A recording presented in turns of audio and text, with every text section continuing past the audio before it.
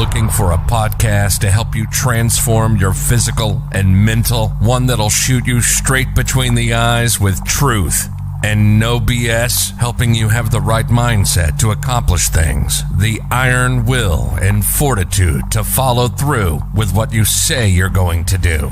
No excuses. Mark owns martial arts schools, and after 30 years, he has some real insight for real talk, real life, real conversations, motivational, fitness, self-defense, weight loss, live from the Great 1-8. This is Real Talk with Mark Cox.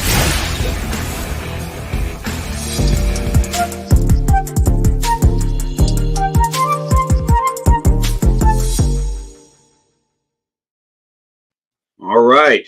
Pretty fancy, right? I love it. That's my fancy new, I got this new podcast, Pod Track, and it's such a neat tool to have right in front of you here. So you got these little buttons, all the stuff you can do with StreamYard that you can have these videos on. So it knocked it up a notch. You're the only second one that I've got to use it on. So hey, it was beautiful. I was like, man, he's taking it up a notch. It's awesome. I really enjoy it. Well, today we got, near and dear to my heart, another combat vet that we get to talk to today, J.R. Spear, businessman. I'm going to talk a little bit about you here. I'm going to read your bio to everybody so they can understand where you're coming from. Yeah. So from getting blown up in Iraq to leading entrepreneurs on how to start and scale their business. J.R. Spear is the founder of Creed Consulting and Business Leaders Network. Since its return from the hot deserts of Iraq in 2007, he has built multiple businesses ranging from the fitness and martial arts industry, marketing, advertising, to consulting. His mission to arm small business owners with the tools and resources needed to grow their business, giving them the direct path to bypass the struggles he had to endure so they can achieve the life and business they desire. 2017, JR has helped since 2017, JR has helped hundreds of entrepreneurs 2 times, 5 times, even 10 times their business by implementing the proper steps, structure, technology, efficiencies, and processes and scalability. JR is presented to audiences, both large and small, in a variety of different settings and contexts. As a presenter, he uses personal stories and life experiences to not only make a point to keep your audience engaged and listening, they will leave practical and applicable steps to take them beyond that session. Good resume there. Yeah, JR. Thank you. So I got to meet you a little bit. We were together because we were at a business boot camp, and I think you wrote a book also, did you not? I did. It's called The Success Guide to Building Your Coaching Empire. Yes, I got your book, by the way. I was there. And so I want to talk. Well, first of all, let's talk about your martial arts background, because that's something we have in common, and I understand that that's something that you've done since you were a little kid. So let's dabble into that. Let's get the future of what you did there back in college. Yeah. So martial arts, honestly, it was my lifestyle, almost probably similar to your story. It's like it doesn't become just a sport. It doesn't become something that you just do. It just becomes part of who you are. And my mother, she's always done martial arts since she was probably 10 years old. I got 4 sisters. When I was born, she kind of got me and all my sisters involved in martial arts. So I've been doing it since I could walk, around 2 or 3 years old. She always dragged me to the mat, and, I'll be engaged with everyone, doing little dragons type classes and things like that. And then starting at about 10 or 11 years old is when I really got to learn how to be a leader, learn how to teach, learn how to, take control of a class. And I remember at that age, it was, I started teaching because, I think my mom or someone got sick, and we had a pretty big school out of St. Louis, Missouri. And there were a bunch of people coming in and out, and there was no one to run the mat. I was like, oh, great. Well, I guess I'm the only person in the family can go do it. And I was terrified at that moment. I was like, this is my first time ever actually leading a whole class myself. I did some teaching here and there, holding pads, kicking, whatever, and teaching people katas and forms and stuff like that. But, I never really led a whole class, but I was kind of forced into it because no one else was there to do it. And that's kind of where my leadership and my journey began. And I'm not saying this to boast about me, but I had a natural gift to be able to get on a mat and be able to lead adults when I'm this young little child on what to do. And they received it, they accepted it, and they followed along with everything that I had to do. And, I've been teaching ever since. I've been everything from, martial arts from that young age. Even when I went to, got to high school, I traveled all over St. Louis area, going to different public schools and private schools and teaching, taking over like a health class and teaching about awareness and self-defense or whatever it may be as another peer in there. And I'd be leading and taking control of the entire class, and traveling to different martial arts schools around the country and teaching them how to lead group classes, how to lead a martial arts class. And then even going in the military, I trained a lot of Marines and sailors in fitness and martial arts, and just had a huge, I mean, like I say, it's not about what you did. It became part of who I am. And it became very, very easy to just transition that. So when I got back from Iraq in the military, it was just very natural for me. My first business that I wanted to do was open a martial arts school. And that's what I did. And that was in 2007. I did it for a few years, ended up selling the business, starting fitness. And then I started teaching martial arts again last year to my kids and a homeschooling group. So it's just something I enjoy, something I love, and become a passion. Yes, well, it definitely is part of you. It doesn't surprise me that you taught everybody in the military and everything else. Once you get a little bit of self discipline behind you, that's the keys that you take away from martial arts, and then Yeah, natural absolutely. teacher, get in front of a group of people. All that comes natural for what you're doing. And you spoke well. When I listen to you speak, and I think that's just being used to getting in front of a group of people. It's just what we've done it since we were kids, so it's just kind of natural. Yeah, I mean, martial arts is one of those things that it's not just about learning how to kick and punch or learning how to fight or protect yourself. I mean, there's more than just. I believe martial arts teaches you more about the character and the self discipline than anything else. I mean, I wouldn't be the leader that I am today and be able to run the businesses that I do, be able to, teach people the way that I do, if it wasn't for my upbringing in the martial arts. I mean, martial arts. Yes, do I know how to throw a punch? Yes, do I know how to fight in the ring? Sure, and I've done it hundreds, and not thousands of times my entire life. But more importantly, I'm the person who I am today because of my upbringing and the skills that I've learned in the martial arts. So what did running your own school? What did that prep you for?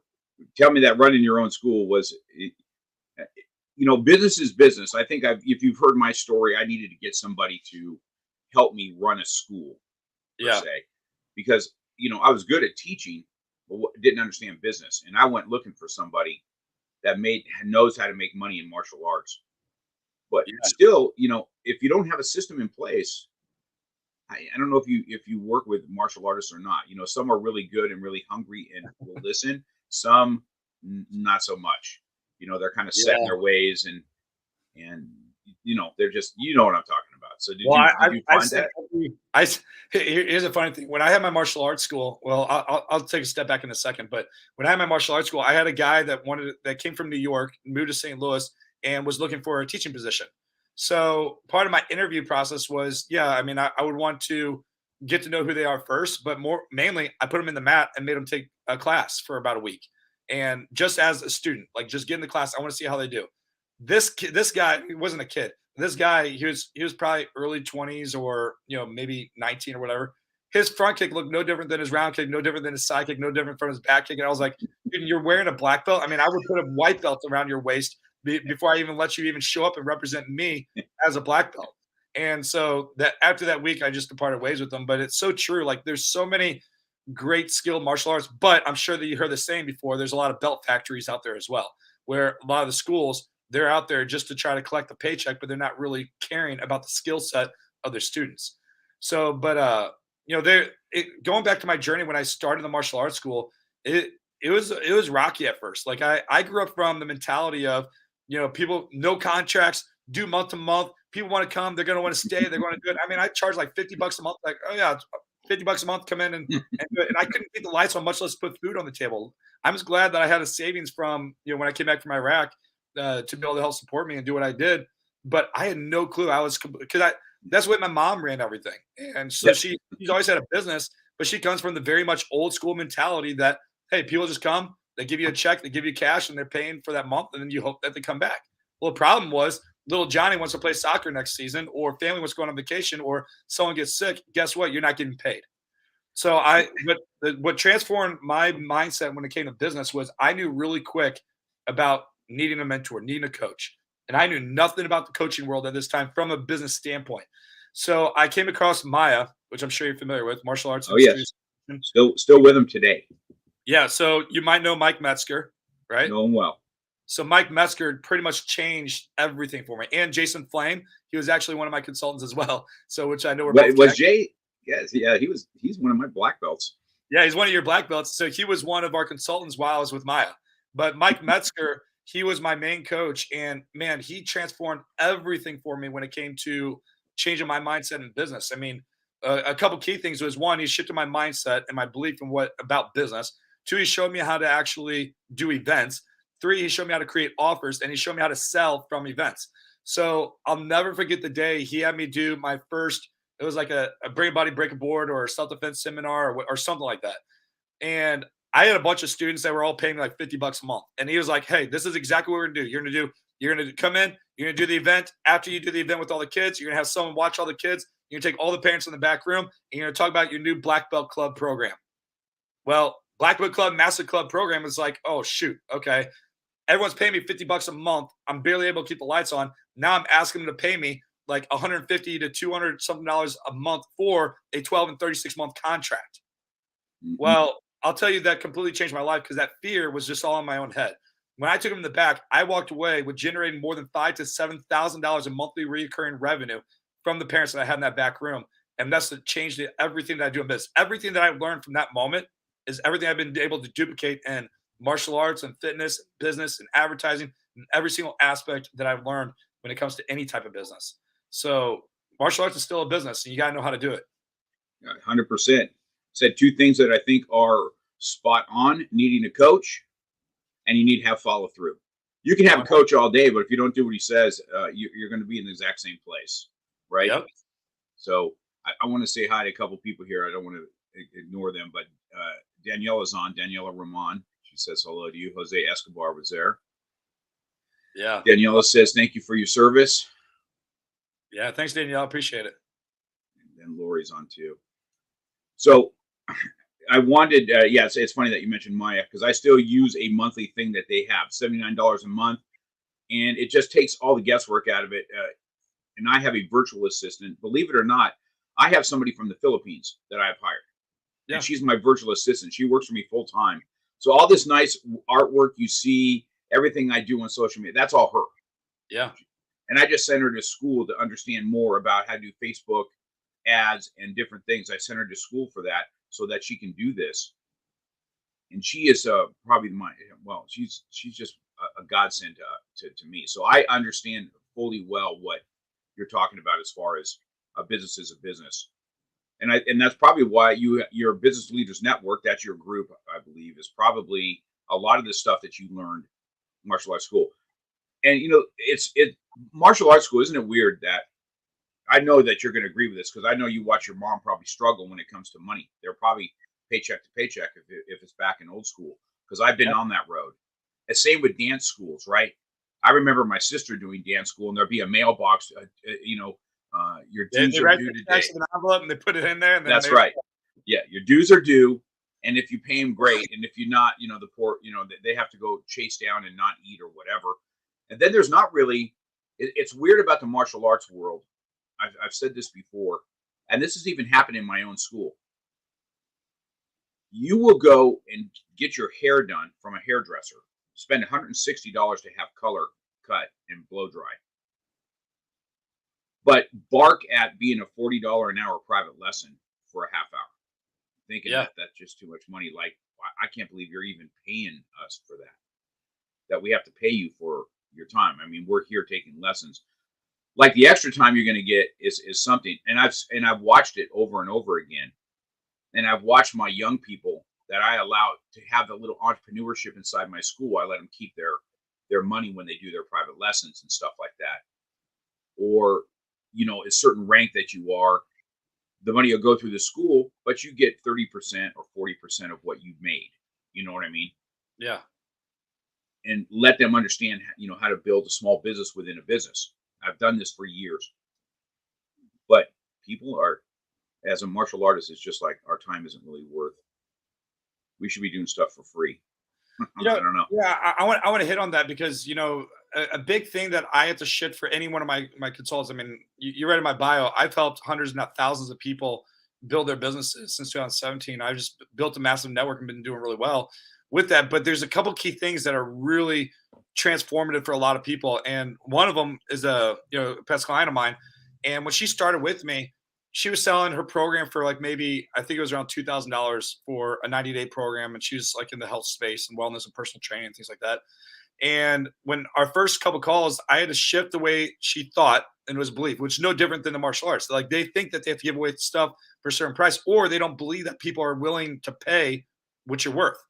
So I ended up more than doubling what her offer was. I said, "Hey, before we get off this call, how many sales calls do you have going up this next week?" She said 3. So I said, "Okay, well, at the time she was selling for 2,000. I said, "Well, you're going to go and sell it no less than $4,000 for each one of them." She came back to me the next couple of days and said she sold 3 for 3 at 4,000. Now she bumped it up to more than $5,000 for her program. But I had to shift her belief. I had to shift her offer and what she did, and I had to shift her entire message of how she was going to deliver it. And just by doing that and shifting everything that was up in her head, it changed everything for her world. I mean, in the past 2 months, I think she closed more than $90,000 in business, almost $100,000. And if she would have followed the same plan she did, she'd probably be under 20,000 or 30,000. Completely changed her entire life. And martial arts is no different.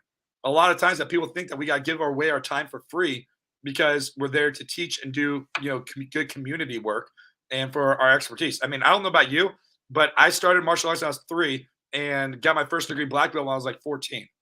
How many years did I have to learn to be able to get my first black belt? How long did it take you for to do it? Why should I not get paid for all my time and energy and investment to be able to get to where I'm at today? And now I'm teaching you what I know. Why should I be paid way more than $40 for that hour? I mean, right. I say this so many times. I don't speak about my rank very often because I don't know. It's always weird when you hear people are 8 degrees or whatever. It sounds like fantasy land, right? I tell everybody 8 degree means I'm old, and I've been in the martial arts world for a while, and I've produced my own black belts. That's what it means. Doesn't mean I have a magic. I don't even wear stripes on my belt anymore. I just wear a solid black belt. Yeah. So everyone's like, "What degree are you?" It's like, "Hey, it doesn't matter." So I just wear a solid black belt. That's it. I have no lettering on it, no ranking on it. I just wear a black belt. That's it. Yes, I have. Yes, my embroidered. I have my name and number 45 on there. That's my my student that was killed in driving to the stool by a drunk driver. That's his number, and so that's who I have on there. But my school doesn't allow stripes on the belt. I can't stand it. I cannot stand it. Master Ken makes fun of that super well. Yeah, I know you know Master Ken, right? The comedian that in the red. Have you not seen Master Ken? Possibly. If I saw him, I'm going to have to send you some videos because you're going to get a kick out of him. He's funny. It's you're going to get a big kick out of him. So that's great. I think that's great. I think you're 100% right. Because I tell everybody too. I said, and then I find myself, because I'm the owner, giving away my stuff quite often. Yeah. Helping these kids out, or hey, Mr. Cox, can you come in and watch me on the mat, and I'll come out and do what I do. But I've told people before, when you got to pay for a private lesson with me, you're not paying because I'm the owner of the school. You're paying because I'm going to be able to, all the years experience I have, I'm going to take 20 minutes and you're going to learn more in 20 minutes than you would for, 3 weeks on the mat. Yeah. I'm going to cut through your bad habits and I'm going to know how to do this.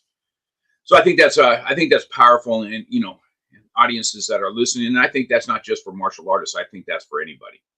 It boils down to everything in life. I mean, gosh, shifting your mindset, your belief about your value and your worth of what you're able to give, it goes down to everything, even in your family. Like we got to know our worth in our family. I think about my wife. My wife is a stay-at-home mom with 3 little kids under 6 years old, and she's pregnant with our 4th. And her whole world is raising those kids at home and helping those kids. Now we do it as a team, but it's really hard for a stay-at-home mom to really understand your worth and your value of who you are. And so it doesn't just boil down in the martial arts school and on the mat. It boils down in business, but it also boils down in your family. Yes, that's 100% right. And a good shout out to your wife for doing that too. Yeah, that's a tough job. Stay-at-home mom is no joke. Because I don't know, as a guy, I had to raise my children. I don't know if you know that about me. I've been divorced now for over 20 years, and I raised my children. I wasn't the weekend dad. The kids all live with me. And I have 4 kids like you do. And then I had one that I adopted when he was 12 too. And he's in Idaho with a big martial arts school in Idaho. That's Bo. And then I've got 3 boys and a little girl. They're all grown, one married. I'm a little older than you, but you know, I don't have that good looking face like you have either. You know, mine's been pummeled and beat up. You probably moved a lot better and not get punched as much as I did back in the day. You know what? I bend over and I have a hard time standing back up nowadays. But that all too much looking. Well, that's one thing I can tell you, that we all know that we all fake that pretty well in the mornings. If people really see us get up out of bed and go, gosh, that hot shower, I can't wait. Well, I'm a young man with an old body, it feels like, but I keep moving. So let's talk about your service real quick. Let's talk about where you did and how you decided to go into the service and what you did there. And then, how what you learned from there and how you've implemented that. So we've talked about the martial arts side of it. Let's implement the service side. So why don't you go ahead and tell me where you served and how that looked? Yeah, well, you asked a question about like how did I end up in the military? Well, the reality is even though I was a very disciplined child growing up my entire life, I went through a very rebel stage at 17 where I just was hanging out with the wrong kids, doing the wrong thing, and just wanted to not listen or do whatever I wanted to do.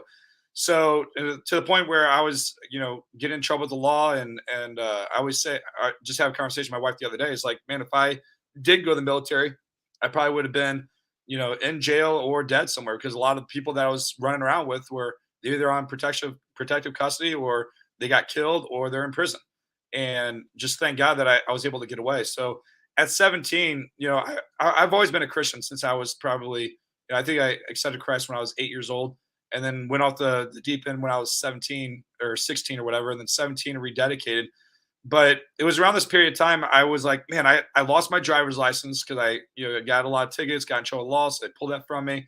I had no job because I got fired from the job that I did have, so I had no money coming in, and I couldn't drive anywhere. So my grandma came over. I ended up skipping school one day. My grandmother, huge part of my life and my upbringing, and my mom was a single mom with 5 kids, and I got 4 sisters. But she came over to my house one morning, and I asked her, I go, Grandma, I need some money. I don't have a job. I can't drive anywhere. Can you take me to some pawn shops down the street, and I'll sell some of my stuff that I got? So she agreed. I loaded up her car, and we're driving down Main Street in St. Louis, and she pulls around a shopping center and parks. And I look straight up and look ahead, and it was the recruiter station for the military. And I was like, Grandma, what are we doing here? And I just kind of chuckle at her, and she goes, you're not coming out unless you sign up for a branch of the service. I don't care where you go, but you're going to get signed up for the branch of the service. And I knew at that moment, I was like, shoot, I am not saying no to my grandma. Like, my grandma is a very powerful person in my life, and just really took care of me. And I was like, I'm not going to disrespect her. I'm not going to say no. And so I knew I wouldn't go Army. I knew I wasn't going to go in the Air Force. My grandfather was retired in Navy, and my uncle was a Marine. So I knew it'd be one of those two.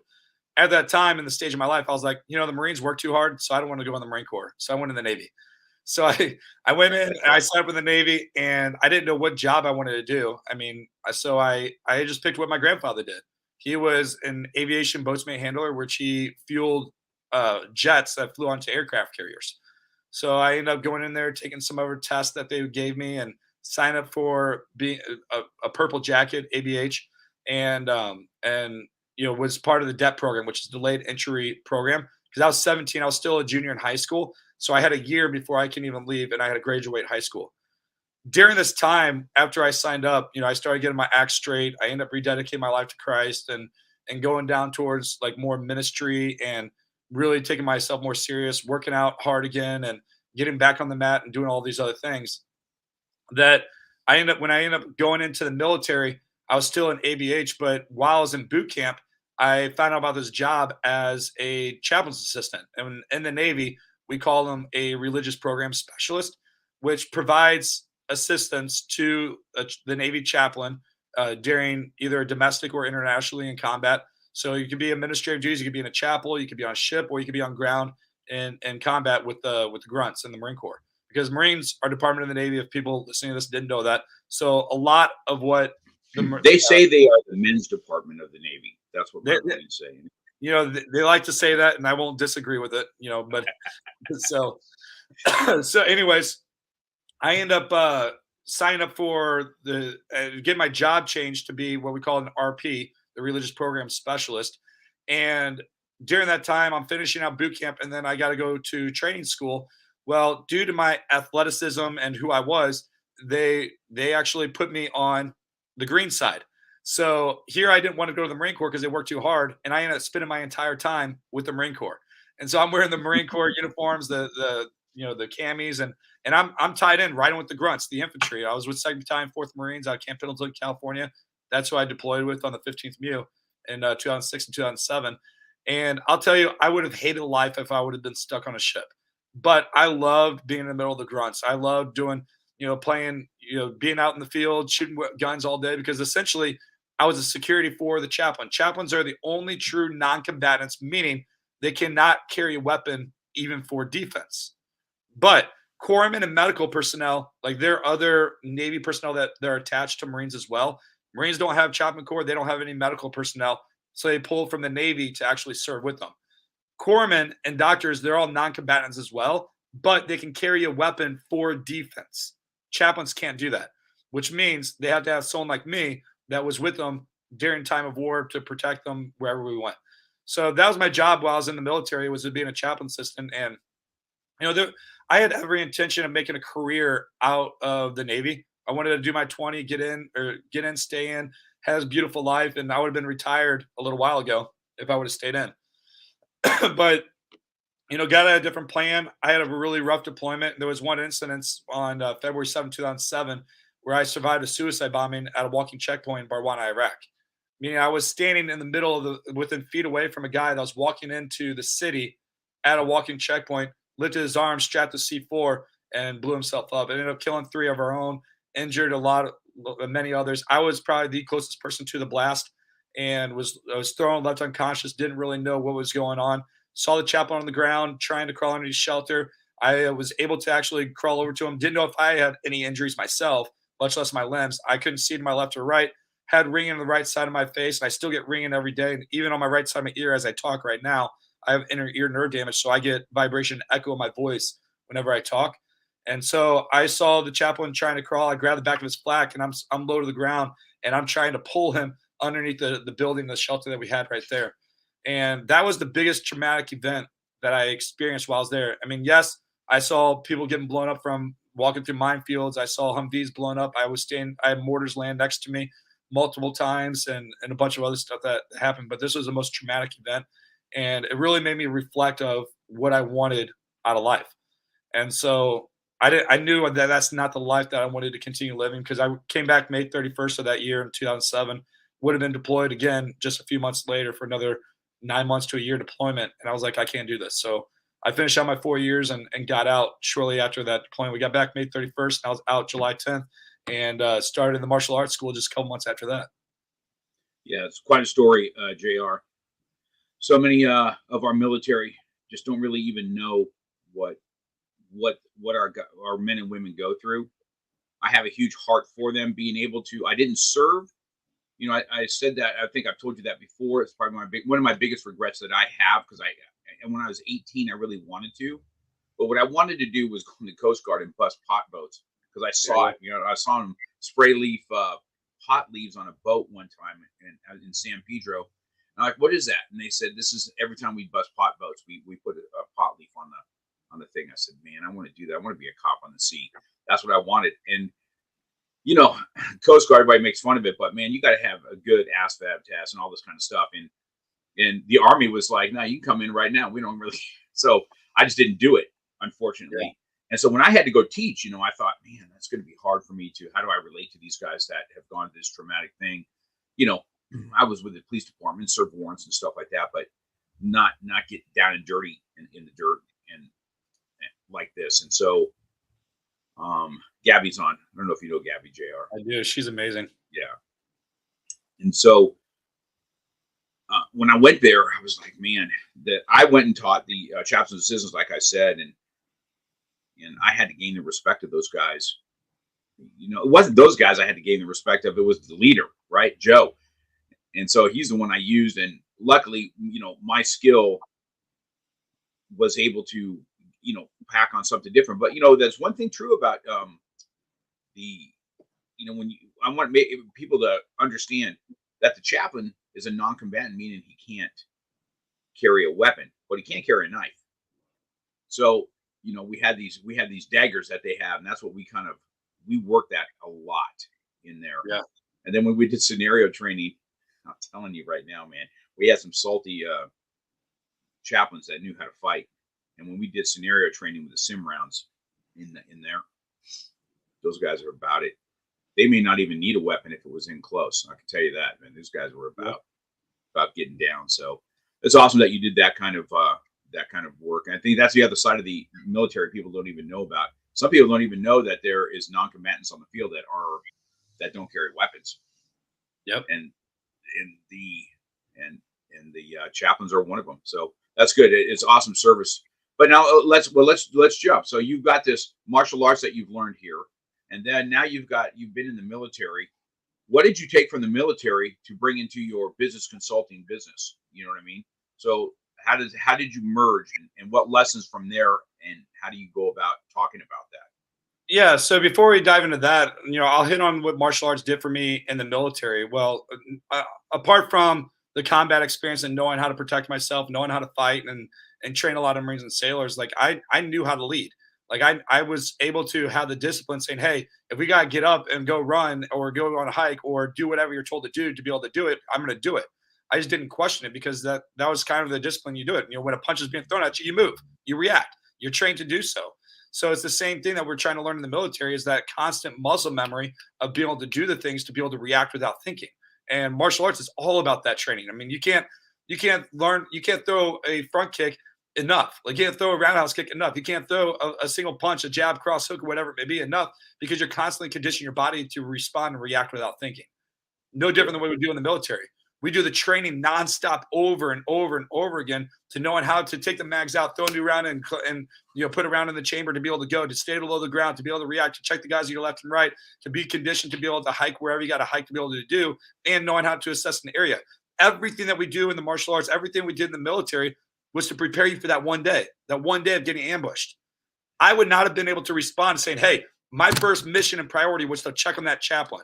That blast went off. My whole focus was not even me. I was focusing on that chaplain, where he was at, what he was doing. Is he safe, to get him under shelter? Because that's what I was conditioned and trained to do.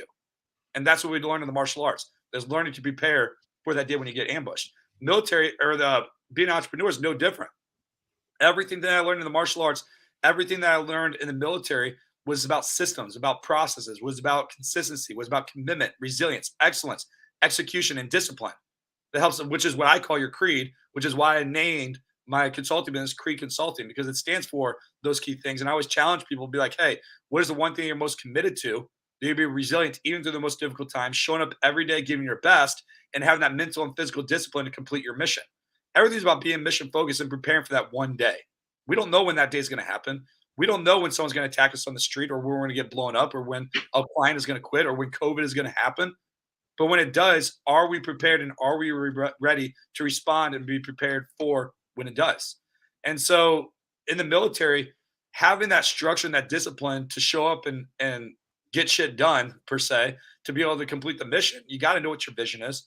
You got to know what the mission is that you want to complete. And are you willing to do the tasks and the things that it takes to actually get it done? Most entrepreneurs are not. Most people want this dream lifestyle as an entrepreneurship, saying, hey, I get to get up whenever I want to get up. I get to work whenever I want to work. I can have this dream laptop lifestyle, whatever it may be, and it's just going to be beautiful. Not knowing that you're going to work more hours than you ever do with a 9-to-5 job. You're going to deal with more problems than you ever did with a 9-to-5 job, working with employees and clients. You're going to have more tasks that you got to get done with everything. And if you don't do it, guess what? It's not going to get done. So not everyone's cut out to be an entrepreneur, because they're not willing to stay committed. And they're not willing to sacrifice the things that it takes to get things done. And in the military, we're trained about being mission focused and to get things done regardless of the tools that you got. And one thing that the Marine Corps does better than anyone, the other branch of the service, is doing best with less. We always got the hand-me-downs from the Army. We always had like no equipment. We never had like the showers. Gosh, we didn't even have showers in my camp when I was in Iraq until like the last 2 months that I was there, when the Army came in and set it all up. But we survived and we made it work. And the first month or two, I think I was sleeping on the hood of a Humvee or on the sand with my pack laying on the ground. I mean, I was taking a dump in a box that I buried in the sand. I mean, that was my life. But people just can't imagine that. You learn how to survive You learn how to be resourceful, which is something the military teaches you as well. Because as an entrepreneur, you have to learn how to find the solutions to problems and being resourceful, even if it's not in front of you. You got to know how to find things out. I don't have the answers to everything that my clients ever ask me. But when they ask me something, I know how to find the answers and the solutions to what they need help with. And that's something really big that the military taught me about, much less the commitment and the resilience and knowing how to pursue everything you do with excellence. Because if you're not doing things with excellence, that could be the difference between a jammed round in your chamber or not. That's correct. And I think exactly what you're talking about there, the jam round that you talk about, even students here, I say, you're going to have to have the wherewithal to clear that when obstacles come in your way. And it doesn't mean just a jam thing. There's obstacles going to come in your way all the time. Everything's not going to go picture perfect. I tell everybody self-defense isn't pretty, it's effective. Yeah. And you have to make it effective. And if it's not effective, that's on you.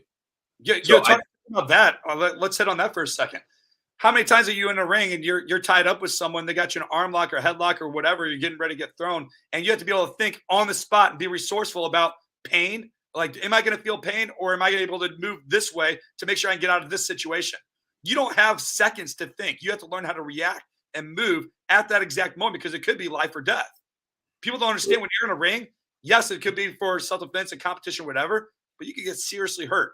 I've gotten hurt in a ring. I've hurt a lot of people in the ring, but if you're not learning how to respond and be resourceful, even when you're in that situation of pain, you're going to end up getting hurt, much less, could cost you your ultimate sacrifice. I think that's 100%. Yes. Even on the mat on a daily here, jiu-jitsu or whatever it is, I tell everybody, you're going to either find a way out or you're going to tap out. One of the two things are going to happen. Same thing's going to happen in business. That's so good. You find a way out or you're going to tap out. Which one is it going to be?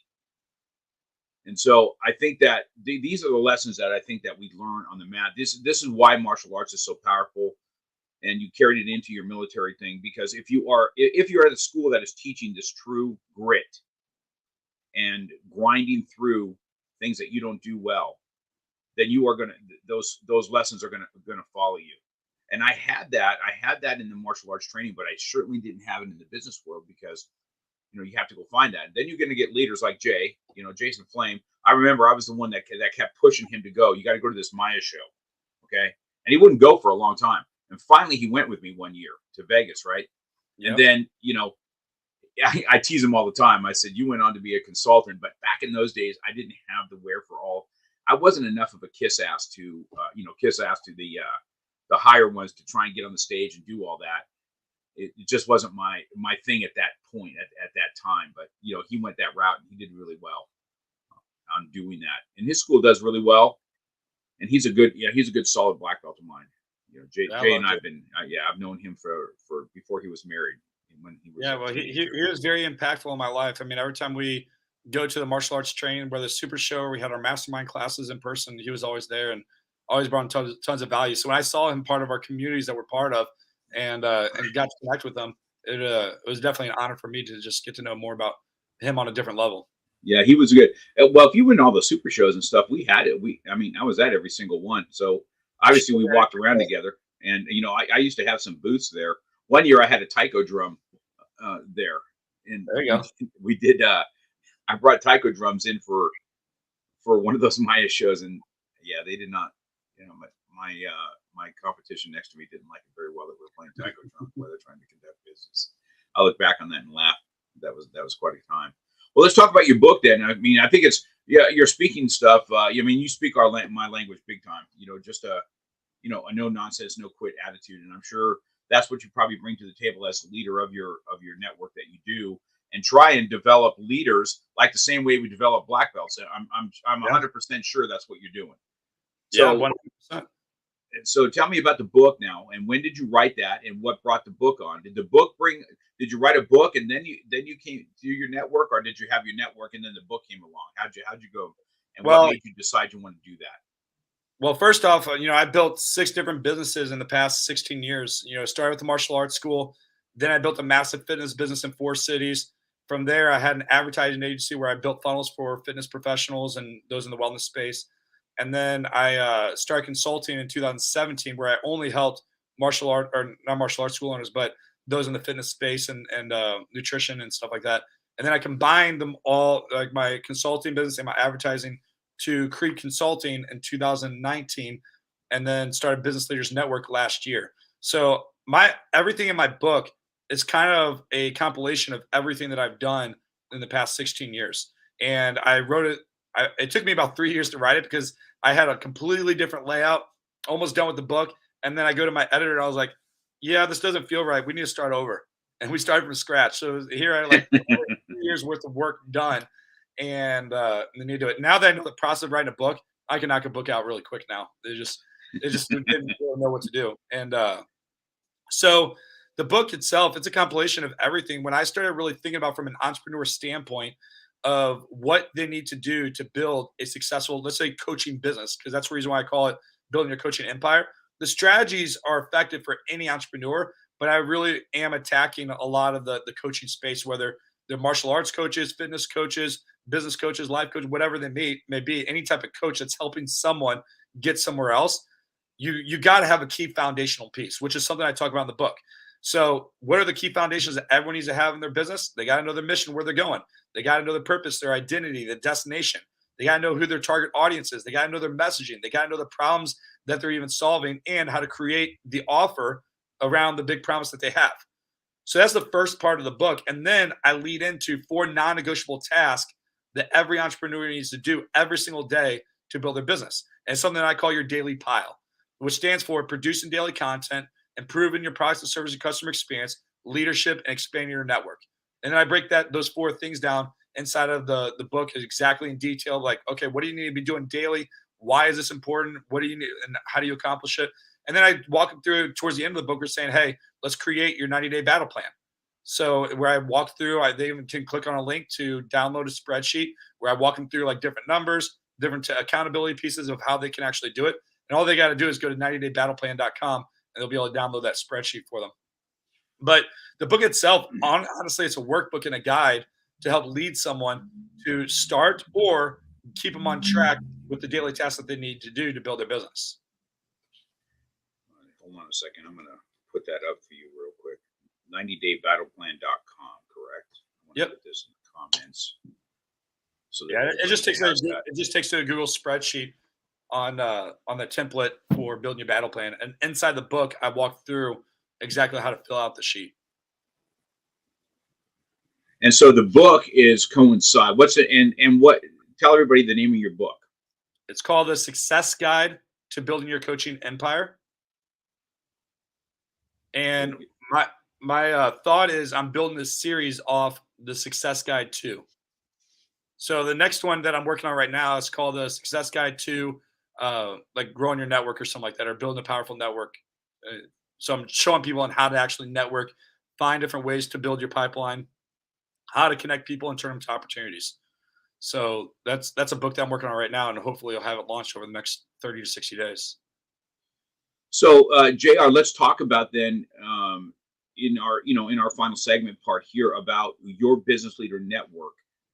It's an online business.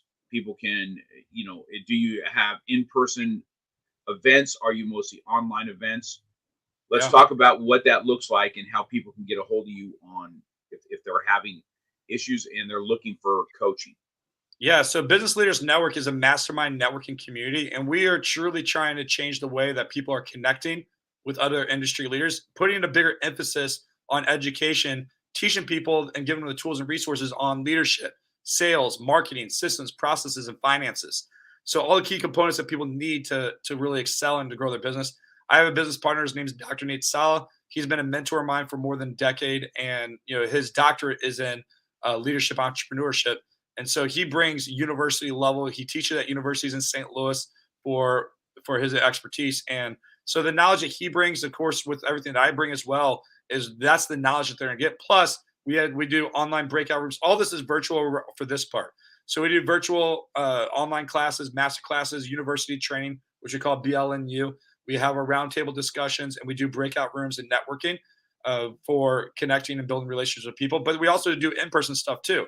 I live in the DC area, but I'm in St. Louis right now, and we're doing our Entrepreneur Summit this week on Thursday, Friday, and Saturday, where I'm bringing in 18 speakers from all over the country. A mutual friend of ours, Juanita, is coming to speak from South Africa.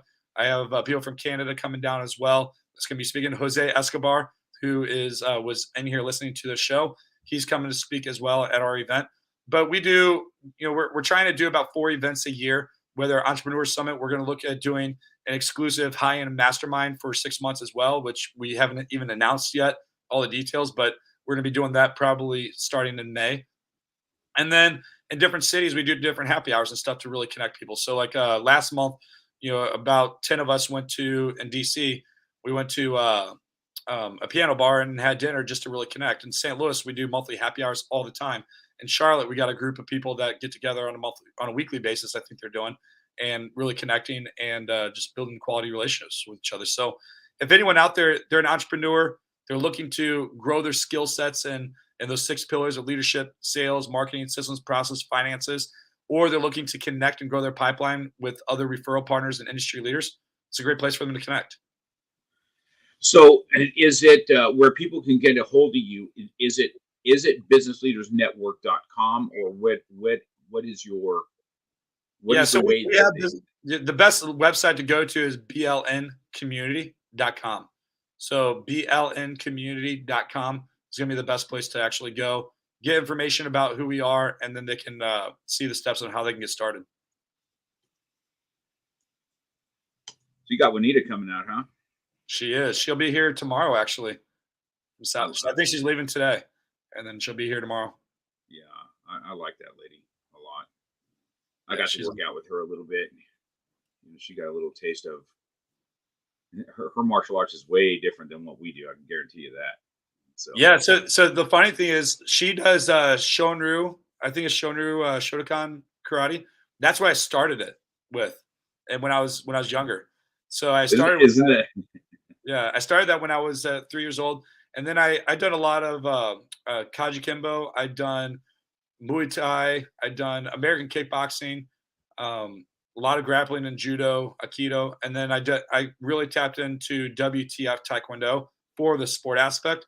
So I done a lot of the self-defense side of the sport, and then I also done like the sport aspect for Taekwondo, which is something I really loved. Did you compete? Did you go and compete when you were training? Yeah, I competed in karate. So I did the open hand point fighting, no hogus and stuff, and then I done the Olympic style fighting with when we got the hogus and continuous fighting in Taekwondo as well. Did you ever make the Long Beach Internationals? Did I do what?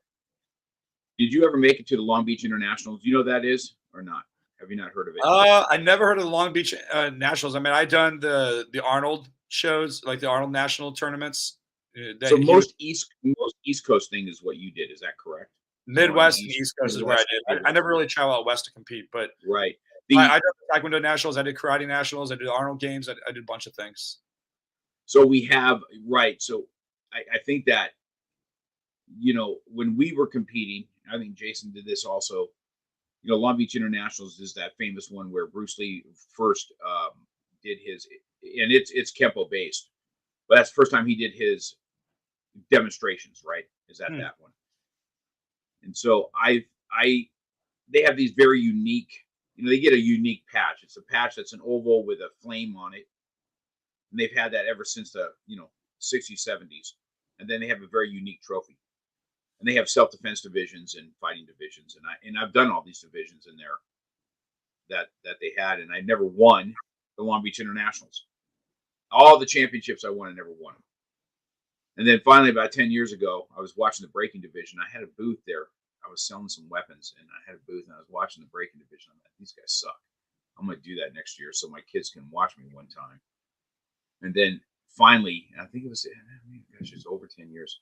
I think it was 2009 I did it, and I had my kids all come, and I says, come on, you're going to watch your dad do this.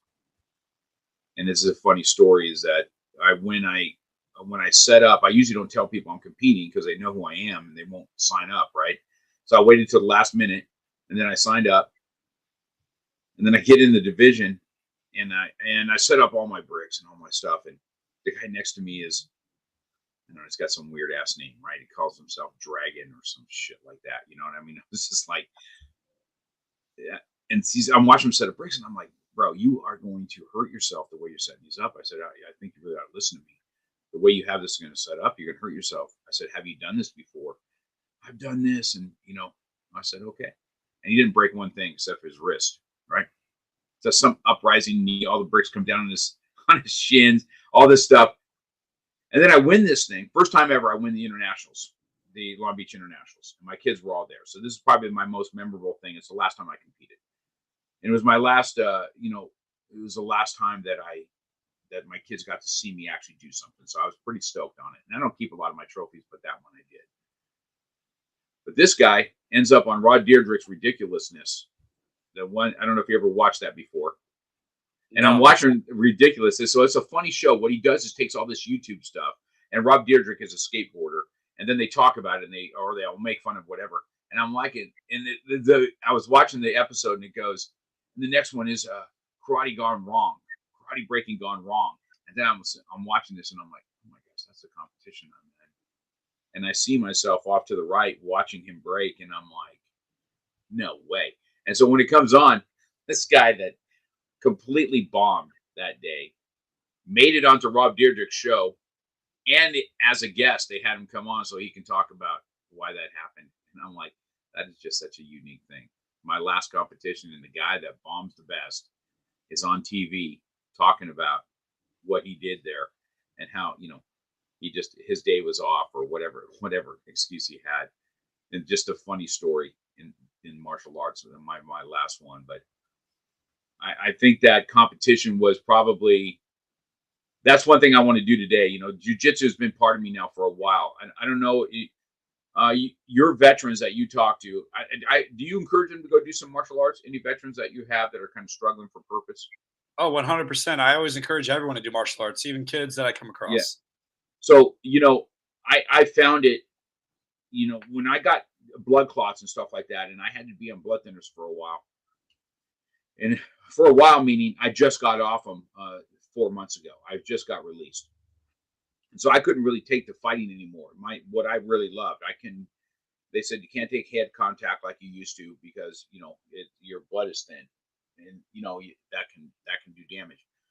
So you kind of lose purpose. I kind of lose purpose. And then jiu-jitsu came around in those years. Yeah. And then I was able to get back to a warrior's mindset. And I think I always talk to this about the vets, if you guys are out there, because I know the veterans that come across or a police officer comes across and they're dealing with this stuff and you deal with not having purpose, and you can get into a group of guys that are iron sharpens irons, not just guys either. I shouldn't just say that, but male or female. And you're looking for a way that you can bring purpose back into your life. I think martial artists, to you veterans out there or police officers that have this lack of purpose anymore, for you guys to come and do it, because the suicide rate is astronomical and I think the suicide rate has a lot to do with finding their purpose again. Do you find that coming back? Is this what you set your business leader workshop? Is this how you got yourself purpose back? How do you speak to those being from the chaplain's corps on top of it? I'm going to lie if I say I have it all together myself, because I still struggle with my own demons and PTSD on a daily basis. And, and suicide thoughts, come and go every once in a while. But I think what really helps me really drive forward and keep pressing on is my purpose and identity of knowing who I am. And my kids is a big part of it. I don't know where I would be at today if I didn't have my kids, my family, beyond business. If it wasn't for my kids, I wouldn't. I don't know if I would even have survived. And just going through a lot of really dark places. I mean, gosh, I feel like every year, every couple of years, people that I served with are still, taking their own life. And just last year alone, a good buddy of mine, his name was Jeremy. He served with me over in Iraq, and I've only had talk. I mean, we were always chatting on Facebook, but we only saw each other maybe twice since we've been back from Iraq.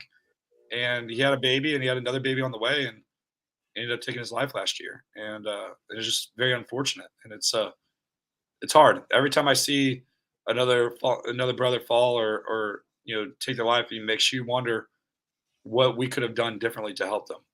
And it's hard. So, but purpose is a big piece of it. You got to find your purpose and what you're going through.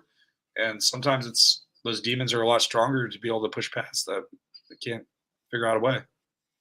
Yes, I agree with that. I wanted to get your take on that because I think that's important. Listening to your your story, impactful, and I encourage anybody else that's struggling with purpose, because I was there myself in when you feel that your purpose is gone. Right, you're probably correct, right? Because you got life that you have to think about outside of you, which is probably your children and your wife and your family or whatever that you guys with that's driving your thought process. And that is probably what brings everybody at least to a corner. But I will tell this, we have because I know you're a Christian, and we have a group called Jesus and Jits. Or we have another one that's really fun, which is called Bible Beatdown. So what we do is I don't know about you, but in church, I've always had a hard time doing these life groups. I'm not a big fan of going to somebody's house and sing Kumbaya and going to tell you my problems. You're going to have to be somebody certain in my life that before I have it. That means we either had to sweat together, bleed together, or fought together before I'm just going to give you some of me. You know what I mean? And so this is what we did, this group. I mean, this is a cool group of people usually that kind of want to go to church but feel they're going to be judged if they go to church. So they can come here to my school. And we do this on Sundays. We have Jesus and Jit. So at 1 o'clock, we have a open mat. We roll for about an hour and 15 minutes. And then we take 15, 20 minutes after it, after everybody's sweaty and they've gone through this, and we start talking about, life and issues that you have. If they went to church, we'll talk a little bit about church and what you learned today from that. This just happened yesterday. Another good group of guys that we had at Jesus and Jits yesterday. And so I encourage you guys that are out there looking for a Christian side to find those people that you can reach out to, that you can have. So Bible Beatdown is a little bit different. We do MMA in that. So we'll do an 8-week course. And those guys that never fought before, we have some awesome videos. So we teach more MMA for that. And then at the end of the 8 weeks, the end of the life group, we'll put the cage up. And if you want to try a cage fight, you can try one in a more controlled atmosphere. So we get guys that could never do a cage fight or whatever. And these guys get after it, man. We've had some really good fights in the Bible Beatdown. That's fun. So that's what we do here at our school. I think that's pretty much why I've been blessed at my school, because I've always had it as a God-based place that people can be. I don't really preach Jesus in the school, but they all come to me when they need him. Isn't that weird? That's so cool. I love it. It's been a good ride. Well, I'm going to let you close us out, man. Why don't you give us some thoughts, JR? This has been an awesome hour. I knew this would be. Why don't you close us out with some closing thoughts of what you have? I've got all your information, and then I'll also have the audio of this will be out in probably about an hour, because I've got some different ways. It doesn't take me as much long to edit anymore. So in an hour or so, you'll see it come up as an audio podcast also that you can share out on your platform. And then I'm going to have you guys close out. Gabby's still on with us, our Canada friends. Cool. And so I'll let you close out, and we'll go from there. Yeah. So the one thing I always ask people is what is your creed? So what is the one thing you're most committed to? They'd be resilient even through the most difficult times, showing up every day, giving your best, and having the mental and physical discipline to complete your mission. So what is your creed? And then if you guys want to get in touch with me, just check out BLN Community or grab a copy of my book at jrspear.com. That was awesome, JR. All right, man. Well, I'll let you go, man. I want you to have an awesome day. I'll have this up for you. Thanks for spending the hour with us, JR. It's been an impactful hour. Awesome speaker, awesome leader. Looking forward to some more years with you, man. Appreciate it. Thank you so much. All right. We'll see you. You've been listening to Real Talk with Mark Cox. Real life, real topics, real conversation. We're passionate about motivation, fitness, self-defense, weight loss, and coming at it from a real angle. We hope you've gotten some useful and practical information from this show, and we hope you had fun. We know we did. We'll be back soon, but in the meantime, hit us up on Instagram and Facebook at MarkCox100. Make sure to subscribe and review, and tell a friend or two about the show. For more, hit up the website at markcox.com. Till next time, keep it real.